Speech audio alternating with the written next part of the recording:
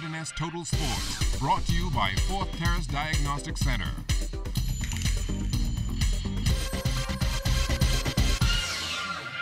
Good evening, Bahamas. I'm Kelsey Johnson. Welcome to Sports Wednesday. The governing body for track and field in the country, the Bahamas Association of Athletic Associations, issued a statement in reference to the doping allegations that were highlighted in an hour-long documentary by Al Jazeera. The statement went on to say that the Federation watched in grave dismay the Al Jazeera documentary and was disheartened at the allegations raised. The B3A's absolutely has no tolerance approach and does not support the use of doping. Throughout the history of track and field, our federation has promoted a clean sport and remains compliant with all of the world's anti-doping agency as well as the Bahamas Anti-Doping Commission doping protocols. We jealously guard the legacy and reputation of our great sport.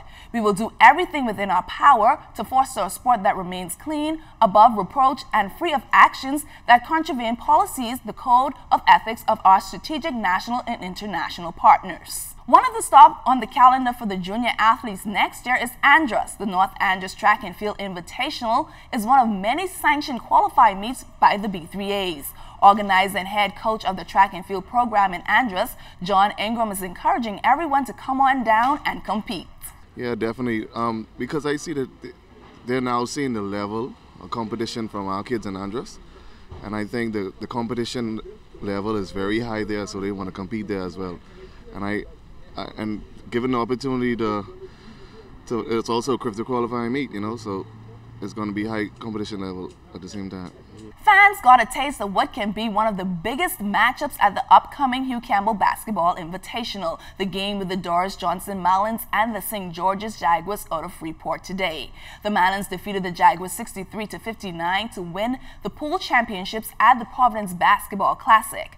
Head coach of the Marlins, Danico Bowles, liked his team's performance, while Darryl Sayers said his team needed to play one of the top squads from New Providence early. St. George's is a very good team. So we know we have to come with our A game against this team. Any little mistakes that we made, it definitely our team to capitalize on it and capitalize big time. So no, but we were focused. You know, we lost a little concentration. I think within the second quarter, Benoit just told my guys to stay with it, to continue to fight. You know, Marlins never say die.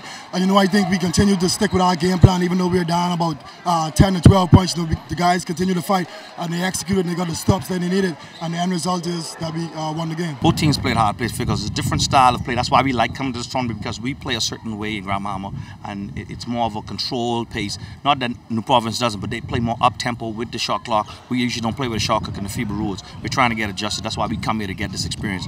We enjoy that experience. Well, you know, did I think some calls? Of course. You know, but every coach is going to say that.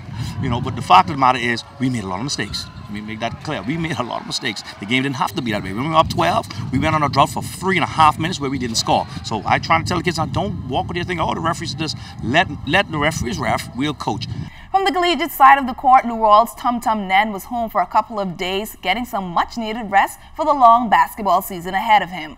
The guard playing with Michigan State Spartans said he doesn't mind when his coach screams and yells. In fact, Nen said the voice coming from the sidelines makes him push even harder. It means a lot to play for one of the best coaches in college basketball, because you know, he's get after you, he's yelling, he's screaming, whatever the case may be, but you know off the court he loves you as a person. What did it mean for you last year? You guys went so far, Bahamian playing at that level.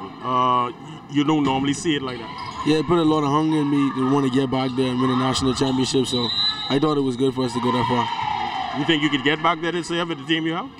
I think so. If we keep working, we can get there. In your opinion, you'll have a better team this year than you guys had last year? I don't want to say a better team. I just think we playing better at this point in time in the year.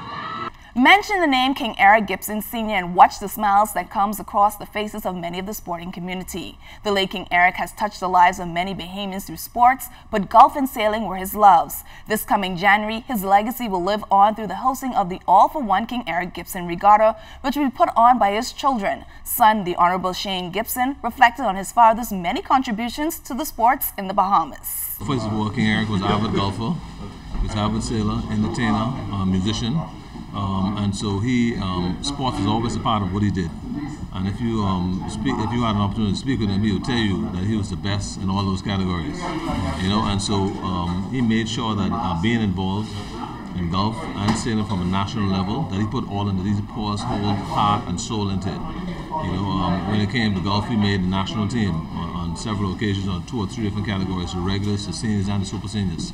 In sailing, he made sure got everybody he could involved in sailing, from every island to anybody associated with it. That's why you see Stefano where he is right now in terms of being able to sail, because King Eric mentored him, and he mentored lots of individuals. So he made sure that he got young people involved just to make sure he had a continuation of the sport. He did it in golf, where he was involved with what we call the Young Lions. He did it in the sailing, where he made sure that the youth had an opportunity to be exposed to what sloop sailing was all about.